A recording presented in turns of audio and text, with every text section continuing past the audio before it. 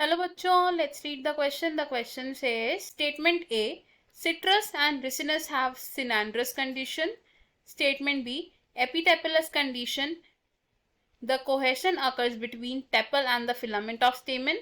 Statement C, tetradynamous condition consists of 2 long and 4 short stamen filaments. Question में हमें 3 statements दिए हैं. हमें बताना है कि इन 3 स्टेटमेंट्स में से कौन से स्टेटमेंट्स इनकरेक्ट है. इस क्वेश्चन में हमारा की कॉन्सेप्ट यूज होगा एंड्रोशियम. एंड्रोशियम होता है एक फ्लावर का मेल रिप्रोडक्टिव पार्ट और एंड्रोशियम का यूनिट होता है स्टेमन. अब जो स्टेमन होता है इसके 2 पार्ट्स होते हैं विच आर एंथर एंड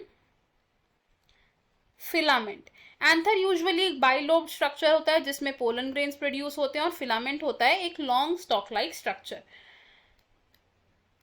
अब हमारी स्टेटमेंट ए में क्या कहा गया है कि रिसिनस और सिट्रस में सिनेंड्रस कंडीशन प्रेजेंट होती है. तो अगर हम समझे पहले सिनेंड्रस कंडीशन को, तो सिनेंड्रस कंडीशन का मतलब होता है कि जो स्टेमेंस हैं ये कंप्लीटली फ्यूज्ड हैं. कंप्लीटली फ्यूज्ड स्टेमेंस यानी कि सभी के सभी स्टेमेंस आपस में फ्यूज्ड हैं from anther and from the filament. और सिनेंड्रस कंडीशन सिट्रस और रिसिनस में नहीं देखी जाती है, ये ऑब्जर्व की जाती है इन क्यूकरबिटा. और अगर हम बात करें अब सिट्रस एंड रिसिनस की, तो सिट्रस और रिसिनस में देखी जाती है पॉली अडल्फस कंडीशन. पॉलीअडल्फस कंडीशन का मतलब क्या होता है कि इस एंड्रोशियम में सिर्फ फिलामेंट्स फ्यूज्ड होते हैं और पॉलीअडल्फस कंडीशन है तो फिलामेंट्स का फ्यूजन होता है into more than 2 groups.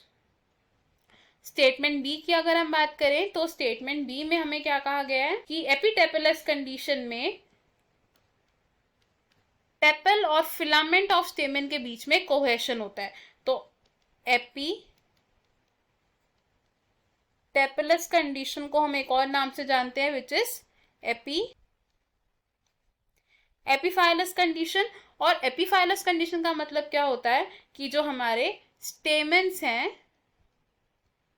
These are attach to the perianth of the flower, जिसे हम ऑब्जर्व करते हैं in lily. Next is statement C में हमें बताया गया about tetradynamous condition of androecium. तो टेट्राडायनेमस एंड्रोशियम होता है जिसमें प्रेजेंट होते हैं 6 स्टेमेंस और इन 6 स्टेमेंस में से 2 स्टेमेंस होते हैं शॉर्ट और 4 स्टेमेंस होते हैं लॉन्ग. अब ये शॉर्ट स्टेमेंस प्रेजेंट होते हैं on the outers wall and 4 long stamens present होते हैं इन दी इनर साइड.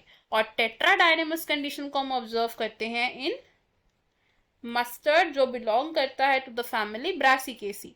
हमारे पास अब जो स्टेटमेंट्स हैं इन स्टेटमेंट्स में से स्टेटमेंट ए हमारी रॉन्ग होगी बिकॉज सिनेंड्रस कंडीशन में नहीं होते सिट्रस और रिसिनस. स्टेटमेंट बी भी रॉन्ग होगी बिकॉज एपिटेपलस कंडीशन में स्टेमेंस अटैच्ड होते हैं टू द पेरियंथ.